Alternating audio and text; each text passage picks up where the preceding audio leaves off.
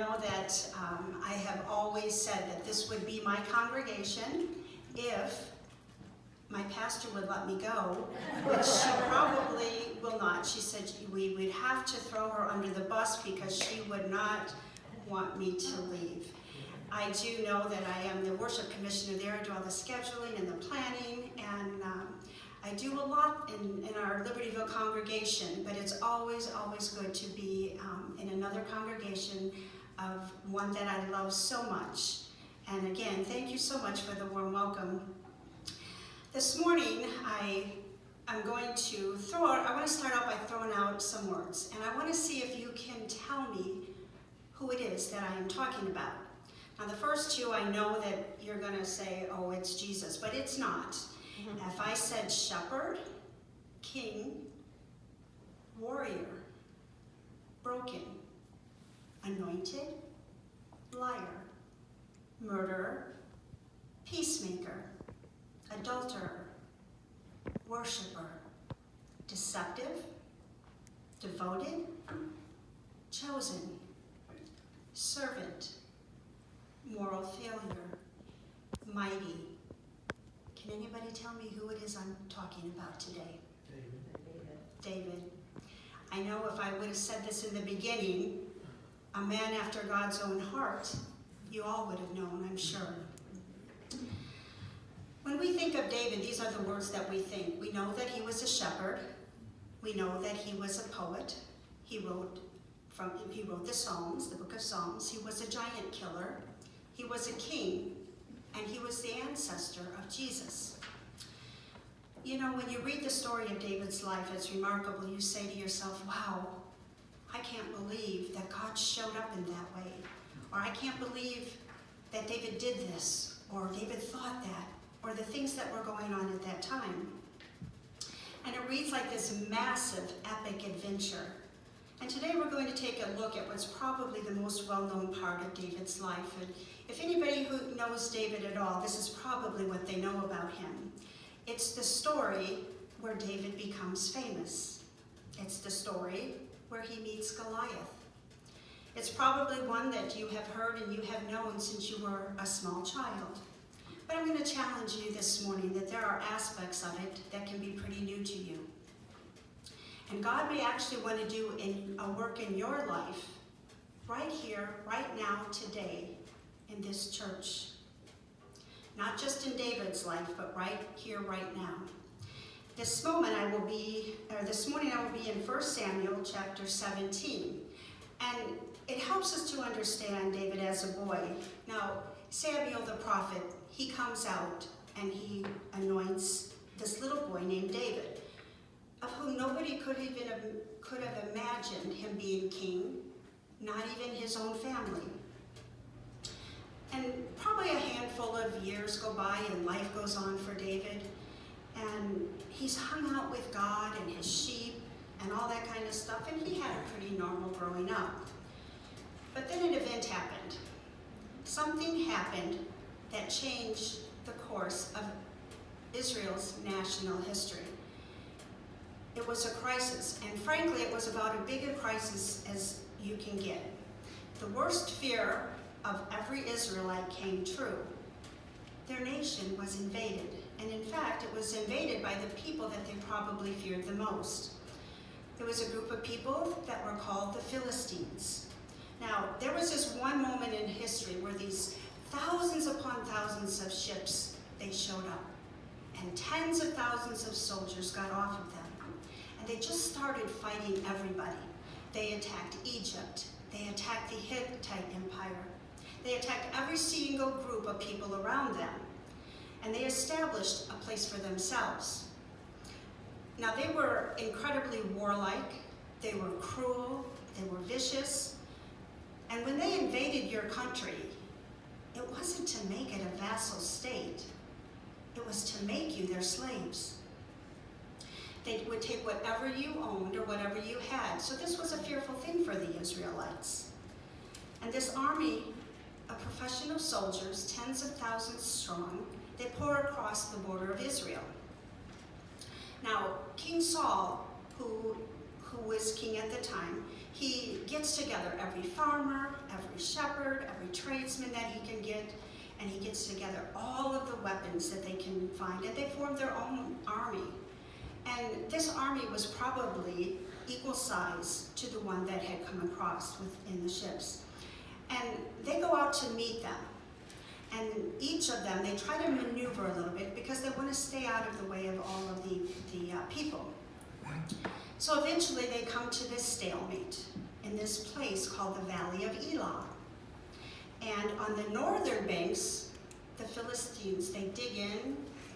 And on the southern banks of Elah, the Israelites, they dig in. And so they kind of reach this place that neither is going to attack the other.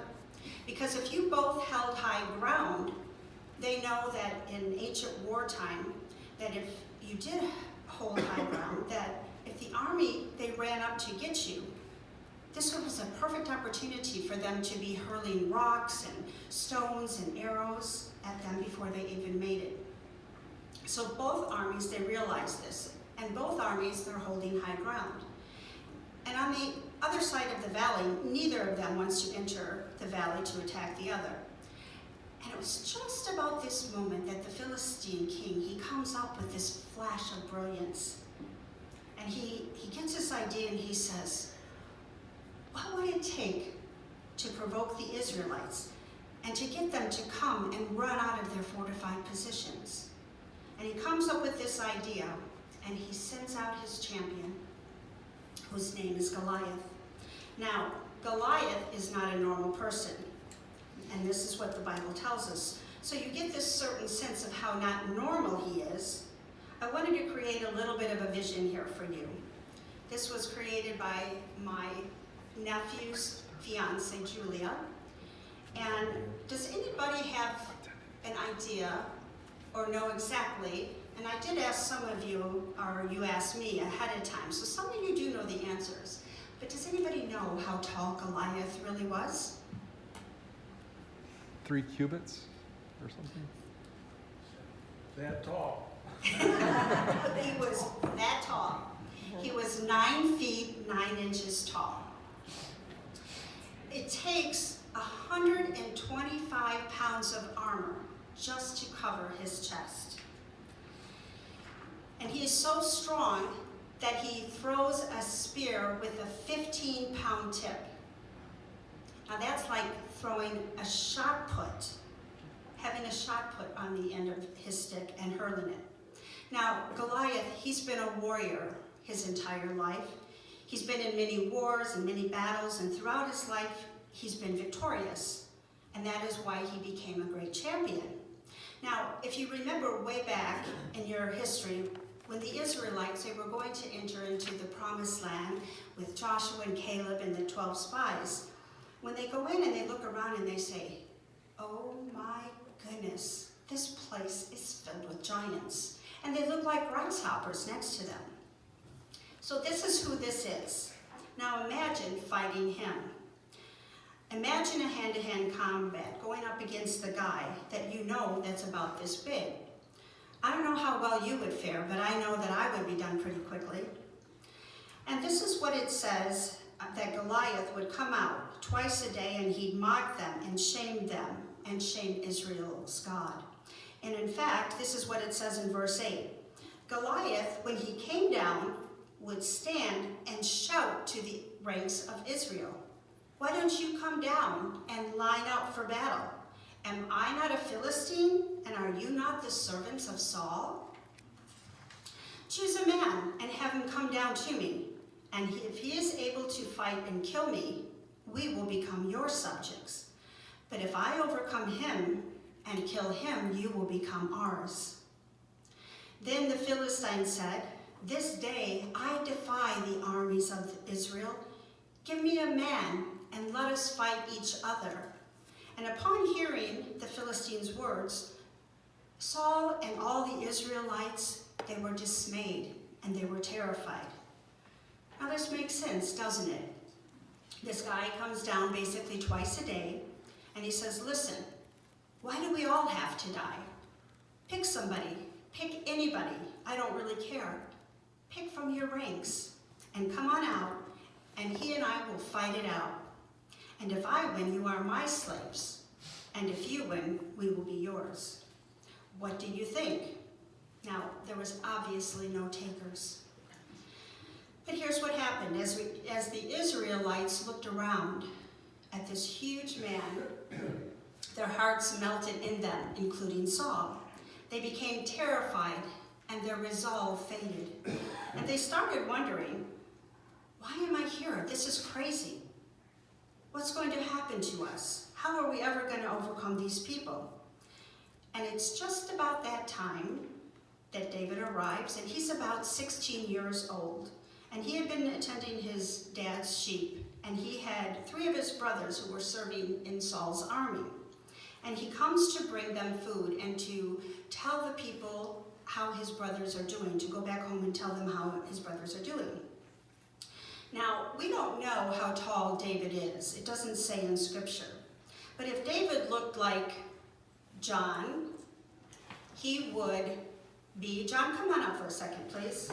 Sorry, put you on the spot here.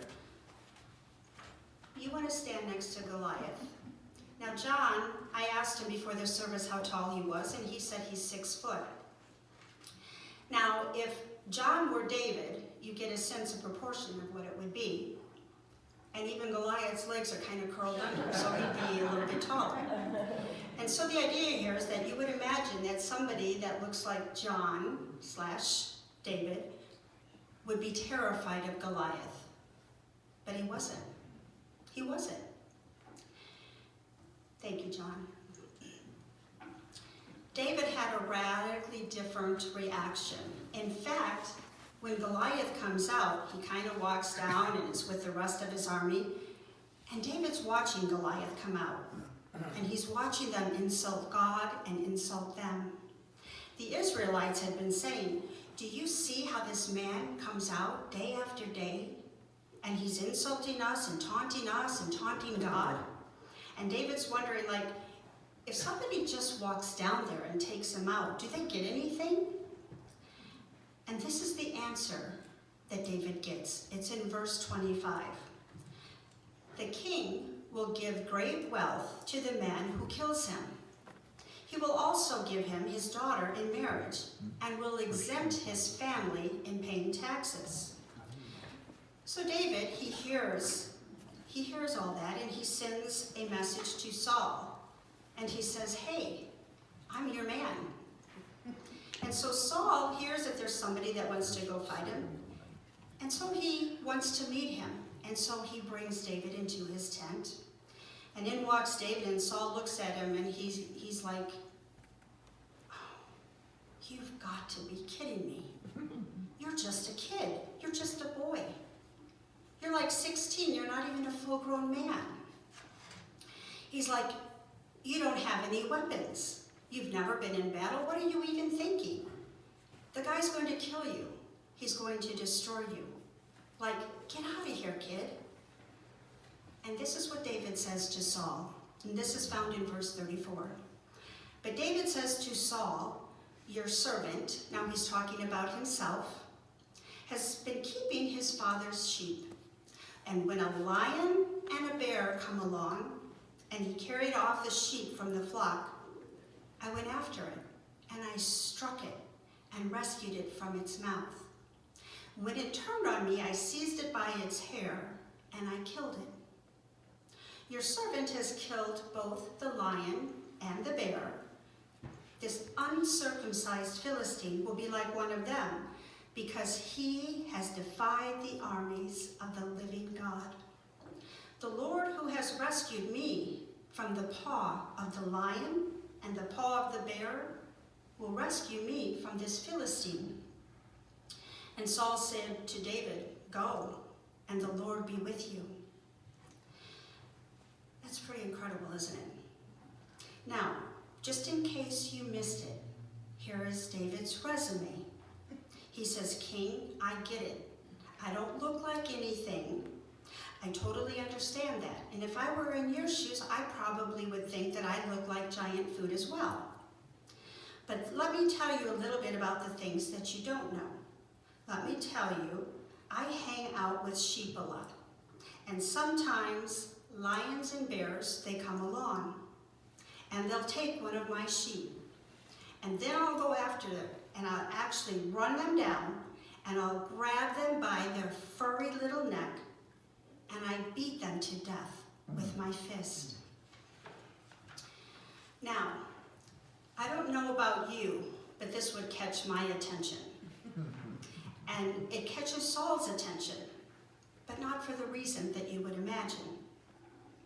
Saul, he says, you know, I have heard of this before. I've heard of this somewhere. And he was thinking, and he goes, I know somebody who did that. Samson did that. See, the Spirit of the Lord came upon Samson a couple hundred years before this.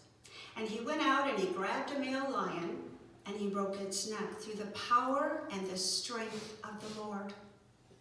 And he also killed 1,500 Philistines with the jawbone of a donkey. And so Saul is looking at this kid and he's going, I don't know who you are. I don't know if this is true or not, but maybe the Lord is upon you. Because clearly, no human being runs down bears and lions and beats them to death, particularly a 16-year-old kid. Maybe God is doing for you what he did for Samson. And maybe God will kill the Philistine the way Samson killed the Philistines. And he's probably thinking, what have I got to lose? A kid that I don't even know, let's give it a shot. And so Saul, he hands David his armor, and he's trying to put it on him. He said, at least you need a chance, kid. And so he puts on the helmet, he puts on the breastplate, and everything, and it says, David goes, no, I don't need that. It's too big and it's too bulky. And David looked at him and says, no, you don't understand. I don't want the armor. I am not going to kill him because I have armor. I am going to kill him and beat him because God is with me. And so he goes out into a field and he picks up 5 smooth stones out of a brook. And he has his shepherd's staff and a stick in his hand. And he heads down to where the army is and he waits. And sure enough, like clockwork, out walks Goliath. And the same thing again. He rallies on the people of Israel and he makes fun of the God of Israel. And he challenges the people of Israel, but this time something happens. Someone walks out of the battle lines. It's David. And he walks down into the valley, and Goliath, of course, he is shocked by what he sees. This is what he says. The Philistine, with his shield bearer in front of him, kept coming closer to David. He looked David over and saw that he was little more than a boy, glowing with health and handsome. I think David threw that part in. And he despised him. He said to David, am I a dog that you come at me with sticks? And the Philistine cursed David by his gods. Come here, he said, and I'll give your flesh to the birds and to the wild animals. And David said to the Philistine, you come at me with sword and spear and a javelin, but I come at you in the name of the Lord Almighty, the God of the armies of Israel, whom you have defied. And this day the Lord will deliver you into my hands, and I'll strike you down, and I will cut off your head. This is a little violent, isn't it? This very day I will give the carcasses of the Philistine army to the birds and the wild animals, and the whole world will know that there is a God in Israel. All those gathered here will know that it is not by sword or by spear that the Lord saves, for the battle is the Lord's, and he will give all of you into our hands. Wow. Now here's what happens next. Goliath, he's so enraged. He can't believe that anyone would talk to him like that.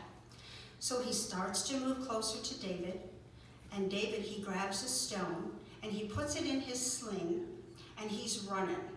Now he is running top speed and he's swinging his thing that he's got his stone in, and he swings it and he lets go, and bam. And the Bible, it tells us a lot of detail about this because the Bible wants us to understand it. So that stone that hit Goliath in the head, it hit him so hard that it went through his metal helmet and into his forehead. It sunk into his head. Now, the Bible wants us to know this for one reason. Nobody can throw a stone that hard. The power of the Lord was in that throw. And Goliath fell. David went over and he pulled out his sword and he cut off Goliath's head and he held it up. And in that moment, everything changed. Everything changed. The whole Israelite army that had been scared to death up until that point and time, it was filled with courage because God was with them and they just saw God deliver them through a boy. And they rose up and there was a shout in the ranks and they charged him. And the Philistines, who had been confident, even arrogant, they were now filled with fear because there was a God in Israel. And they ran and they abandoned all of their fortified positions. And they ran, and the army of Israel, they destroyed them. David, he became a national hero. He married the king's daughter. He became a part of the royal family. And God, he began to elevate this shepherd boy to become the greatest king in Israel's history. Now, what strikes me about this story is that you have David and you have Saul, and both of these men are believers in God. They were both Israelites and followers of God, and they both wanted the same thing. They want to have God deliver their nation and to get this army out of here, and to make sure that their people are safe. Yet as similar as they are, this view in the situation, it couldn't be more different. I mean, look at Goliath, and they see him. They see him completely different. And I think that's fascinating. You see, Saul's view of Goliath is really a natural one. Saul, he sees the world in natural terms. He believes in God. But to him, God is a distant God. God is there, but you can't actually count on him. God's not that involved, and frankly, if you want anything done, you're going to have to do it yourself. That's how Saul believes. And because God is so distant to Saul, Goliath, he looks so big to him, and he's terrified of Goliath because he's calculating the distance between his own strength and Goliath's strength. And he's like, I can't take this guy. Nobody can beat him under no circumstances, and there's nobody in my army that can beat this guy. What kind of chance do we have? What's going to become of us? Now, David, on the other hand, he sees the situation under very supernatural lenses. God is present, God is real, and God is right in the middle of his life. And in fact, the most real thing to David is that he's good, and he can count on him, and he's great, and he's powerful. And when a lion and a bear come along, he doesn't have to be afraid because he learned that God was with him. And see, for David, he looks at Goliath and he doesn't look so big because he sees God standing right next to him. And he's not really terrified of him because he's not comparing his own strength to Goliath's, but he's comparing Goliath's strength to God. And he's like, this guy's a dead man. He's a dead man. He doesn't even stand a chance. Now those are two radically different views. And they come from two radically different experiences of God. You see, David, he hung out with God. He spent a lot of time alone with God, out in the wilderness and with his sheep. And he would seek God's presence day and night. And he would love God with all of his heart. And he'd pray to him. And he would worship him. And he learned how to depend on God. Like David was all alone. And if David was going to be saved, it's because the Lord was going to rescue him. And if David had any wisdom or insight, it's because it came from the Lord. Because David, he didn't have any proper schooling or formal education. He learned to depend on God for everything. You know, this quality that David has is what the Bible calls faith. You know, sometimes when you hear the word faith, people often believe that it's about believing in something so hard and so much that you never have any doubt, that you don't doubt anything. Well, that's not true, is it? Because if it were, then nobody would ever have any faith. You see, faith, the way it's talked about in the Bible, it's way more about living out of the experiences of reality of God. Believing in God is that God is real and that he's good and that he's great. And inviting him into our lives right in the middle of everything that we do. It's taking God at his word and believing that he is who he says he is, and that he is going to do what he says he is going to do. And see, the opposite of that faith is kind of how Saul lived his life. Saul sees it, and he believes that God exists, but behaving as if he doesn't. It's a sense like you believe all of these things, but when it comes right down to it, it's like, I believe all these things about God, but is he actually going to show up? It's about really being, it's going to be all on me. And if I have to figure it out, I'm going to have to do it on my own. And the opposite of that is faith. Excuse me one moment.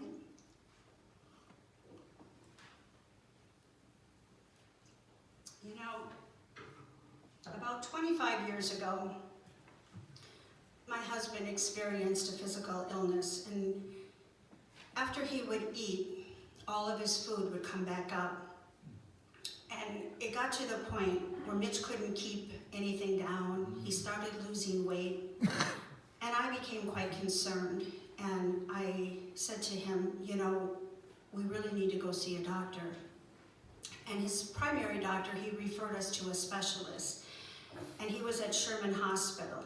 And of course, you know, when you go see a specialist, it always takes a long time to get in to see a specialist. But when we finally got in, neither my husband and I were impressed with this doctor. And I'm sure many of you have had doctors like this or have known that sometimes doctors can be arrogant, or sometimes they have this cockiness and this godlike attitude, like they're above us. And let me tell you, this doctor had all of the above.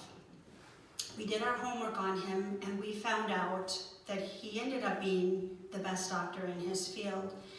And we checked with many people about him, and it seemed that everyone that we had talked to said, you know, he doesn't have the best bedside manner, but let me tell you, he really is the top doctor.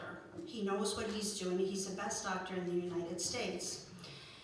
And so this doctor, this specialist, he diagnosed my husband with this gastrointestinal reflux disease, and that the underlying cause of the illness is a malfunctioning or weakening of the lower esophageal muscles. Once the food is passed down the esophagus, the upper and the lower muscles, they create pressure to keep the food down and to keep the flap closed so that the contents doesn't back up. Undigested food and stomach acid can reflex back up into the esophagus if the flap does not stay down. And the doctors told us that Mitch had it to the extreme, and that his flap, it never closed, and therefore it could potentially cause him some health implications over the years, such as cancer or even a hole in his esophagus. And he would have to have surgery to repair it. Well, Mitch had the surgery, and it worked perfectly. Mitch was able to eat, and keep the food down, and he felt great and was out of the hospital the next day. So I guess this doctor really was good at what he did and was the best. Now, this surgery, it worked for about 10 years, and one day it all came back again. He couldn't keep anything down, he started losing weight again, and it became a vicious cycle. And after months of these symptoms, we went back to the specialist, and he told us that he would not suggest having this surgery a second time, that it was very serious, and that maybe we could treat it with medicine. So we tried the medicines for quite a few months, and it didn't really help. And I said to him, let's go to a different specialist. Maybe he will do the surgery. Mitch says, I don't want to go back in. I don't want to have the surgery again. He says, I'm just going to deal with it. Well, this went on for another year, and I begged him to go back in. He continued to lose weight. He'd lost over 55 pounds. I hounded him every single day.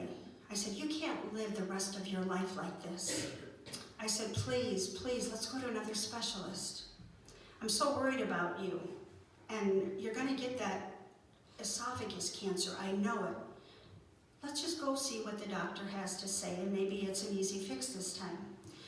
Well, after about a year of begging my husband, he says to me, all right, fine. I'm just going to go in just to get you off of my back. I really don't want to go in, but I'm going to do this for you. I was thrilled, and I found a specialist the very next day. We went down to Northwestern. My brother-in-law, he had told me about a doctor there. And we filled him in, the doctor, and we gave him all of Mitch's files from the other specialist. And he told us that the other doctor, he was correct in saying that he doesn't suggest having a second surgery, that this is very dangerous, and that most doctors wouldn't do it anyway. And he said that we could try to fix it with medications. And I said, you know, we've already tried this. It's not working. These medications are not working. And I just pushed this doctor, and I said, please, please, can you do this surgery again? I see how he's suffering every day. He didn't want to have the surgery, but I didn't want to lose him. And the disease, it was heartbreaking to watch him every day, to everything come back up, everything that he ate. I worried about his nutritional value. I worried about him losing more weight. I worried about him getting a hole in his esophagus and getting cancer. And I shared all of these concerns with this specialist, and he says, you know, these are all valid points. However, there's no guarantee that the surgery would work for a second time. But I was willing to risk it. Mitch still did not want the surgery, but I said, you know what? What have you got to lose? If it does work, then maybe you'll get another 10 years of it and be healed. And Mitch said, okay, fine, we'll try it. So we scheduled the surgery. Now, Mitch's mom, Judy and Dick and I and Mitch, we drove down. He checked in at 5 a.m. and the doctor came to see me right before the surgery, and he told me that the procedure would take a little under an hour, and that he would come out and he would talk to us when he was finished. Now, expecting the doctor to come out after almost an hour went by, he didn't come out. And then 2 hours went by, and I was just getting so worried. And then 3 hours went by. I was getting very nervous, and I went up to the nurse and I said, you know, could you give me an update on my husband? They told me it'd be a little under an hour, now it's going on 3 hours. She would only say to me that he still is in surgery. Now, Dick and Judy and I, we began to pray, and we prayed for hours for Mitch, and we couldn't understand why less than an hour surgery has already going on 4 hours. The doctor finally came out to see us in the 4th hour, and he told us the reason why the surgery had taken so long is because Mitch had so much scar tissue built up around his previous surgery, and that it took that long to remove all of the scar tissue. It had to be removed first before he could do the flap surgery. He said that Mitch is in recovery and that when he wakes up that we can go in to see him. Now it was finally about 7 p.m. when we were finally able to go in to see him. And the nurses, they tried to arouse him to try to get him to come out of the anesthesia, but he really struggled to wake up. And when we finally did go in and see him, Mitch's daddy offered a prayer. And then they left. And he was moved into a room that night, and he was very sluggish and very weak, and he tried to talk to me, but he was in so much pain. And I decided that I was gonna stay the night.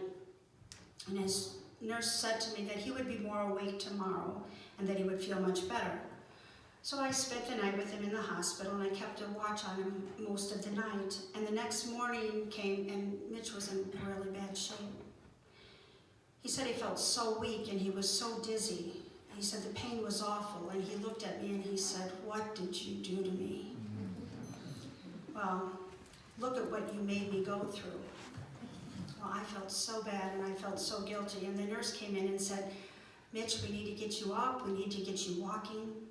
And Mitch said, "I don't think I can. I feel so weak and I'm so dizzy." And she said, "Okay, I'll come back in a little bit, but we need to get you up and walking." An hour later, they came back in and they got him up, and he was walking down the hall, but it was so difficult for him. He walked slow, and he said to me, "Donna, I gotta get back in bed. I am just so weak." And as the day progressed, Mitch only seemed to be getting worse. He got weaker and weaker, drifting in and out of sleep. And he woke up and he said, "I have to use the restroom. Will you help me?" So I tried to pull him up from the bed, and I held on to him, and he sat down, and the stool just filled with blood. I told the nurse, and she came back in and she said, "Oh, that's normal after this kind of surgery." And I was thinking, gosh, that's an awful lot of blood. Well, I helped my husband a few more times, and the same thing happened. Just filled with blood and filled with blood every single time. And then there was one last time that I helped him up, and he passed out into my arms, and he fell back onto the stool. And I called for the nurse. She helped me get him back into bed, and I said, "This really doesn't seem like it's getting any better. He only seems like he's getting weaker and weaker." And I said to her, I said, "You don't think that he could be bleeding internally, do you?" And she says, "Oh, no. She says, "Trust me, this is what happens when you have this kind of surgery." She said, "This is normal." And I asked her if she would take Mitch's blood pressure at that time. And when I did, I noticed this alarming look on her face, and she went running out of the room. Didn't say anything, just went running out of the room, and within 1 minute, she came back in with 3 doctors running into the room, and she followed them in. And that they told me that his blood pressure was very low and that they were taking him back into surgery because they believed that he was bleeding internally. Now, I was left all alone, and all I could do was cry, and I felt that this was all my fault. I was scared to death. I was scared that I was going to lose my husband, the one person that I loved more than anybody in the whole world, my very best friend.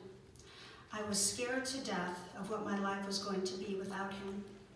I was so frightened and all alone, and it was about 10:30 at night. I didn't want to call anybody because I knew it was late, but I really needed to talk to somebody. And I paced the hospital waiting room back and forth, waiting in the room all alone crying. And I wanted to hear a familiar voice. And I hesitated for another 15 minutes. And then I called my pastor, Debbie. And when I heard her voice, I could hardly speak. I could hardly speak audible words, but through it all of the sobbing, yet somehow she understood what I was saying. And Debbie, she immediately began to pray for me. She prayed out loud over the phone, and when she finished, it was as if I had this healing balm upon my soul. I felt a calmness and a peace take over. The nurse came out, and she told me that yes, indeed, your husband was bleeding internally. But the doctors, they cauterized the bleeding, and now he was resting comfortably in intensive care. And I asked her if I could go in and to spend time with him and to see him, and she told me that we can't have anybody stay the night in intensive care. So I sat in the waiting room all alone, and I began to pray. And when I say I began to pray, I was really praying. I was on my knees before the Lord, and I was asking him. I said, Lord, please make this all go away. Make this okay. And I would pray, and I would pray, and I would pray. And then I would stop and I'd try to listen. And I would hear him say to me, I am with you, and I am enough. By now, the time was a little after midnight. And I went to find the nurse to check to see how my husband was doing. And I had noticed that a different nurse had come in, and it's because there was a shift in change, a shift in the nurse's schedule. And when I asked this other nurse how my husband was doing, she said, oh, come on back and I will let you see him. She said, I didn't know that you were sitting out here. Had I known that, I would have came out and got you sooner. She told me that I could stay the night with him in intensive care. Now, I knew this was a God thing. She also told me that he had been given 7 units of blood and 1 platelet. They couldn't find any veins in him to put in the IV in his hands to administer or in his arms. So they put an IV port right here in his neck. I found out later that they forgot to numb it. They messed up the first time, they had to do it again. He was in such bad shape that I know he felt the pain, but he was just so weak he couldn't say anything. When I finally was able to see him, he looked over at me and he tried to find the strength to smile at me. And I smiled at him as the tears continued to flow down my face. And I knew in that moment that my husband was going to pull through. I sat down in the rocking chair next to my husband and I began to pray silently. I said to God, my husband's life is yours. My life is yours. My family's life is yours. I make it an offering to you. We belong to you. I'm going to trust you and to believe that you are here. I'm going to be faithful to you and trust that you are enough. And I'm leaving it in your hands, God. And I realized in that moment that if I put my faith in trusting God, and I am open to letting God do as he wants to do, that's a powerful way to live. And that's how David lived. Let me ask you a question. What are the giants in your life? I shared with you a season in the life of my family. And I know that many of you have been hit with heartaches and trials. Some of you might be dealing with an illness. Others, it might be your finances or your marriages or worries about your children. Some of us, it's hidden sin. Sin that we feel is so bad that we don't even want to tell our best friends or our spouses. And this creates a barrier between us and God. It's crippling our hearts and it looks so big because we just can't stop doing it. It's obstacles to following God. What are the things in your life that are so big and so scary? Those things that make you say, I don't know how to deal with this. I don't know how to beat that. I don't know how to overcome that. I have no idea of how I am going to get past these things in my life. You're saying, where are you, God, in this? Because it looks really big, and I don't know what to do.